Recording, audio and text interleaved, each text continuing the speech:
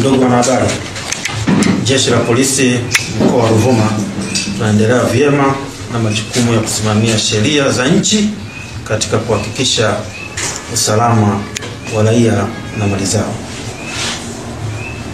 Napenda kutoa taarifa ya kukamatwa kwa mwenyekiti wa Chadema ndugu Tundu Antipas Lissu.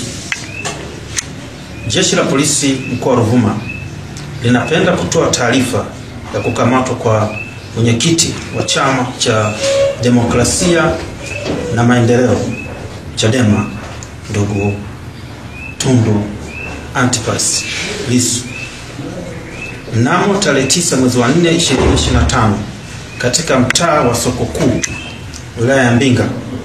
Jeshi la Polisi lilimkamata mwenyekiti huyo wa Chadema kufuatia tuhuma zilizokuwa zinapelelezwa za kufanya uchochezi wa kutofanyika kwa uchaguzi mkuu wa 2025.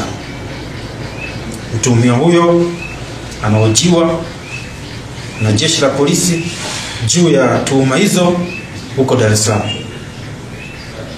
Jeshi la Polisi linatoa onyo kwa vyama vyote vya siasa kutotoa maneno ya uchochezi,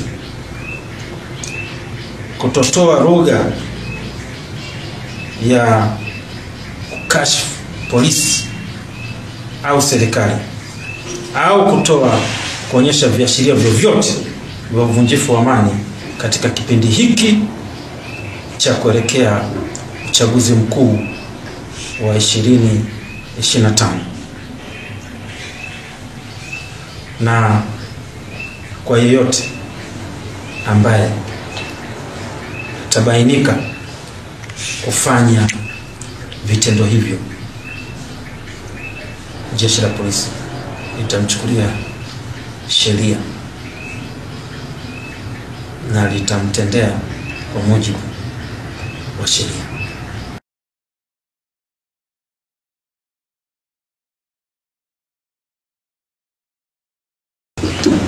Ndugu wanahabari, Jeshi la Polisi mkoa wa Ruvuma tunaendelea vyema na majukumu ya kusimamia sheria za nchi katika kuhakikisha usalama wa raia na mali zao.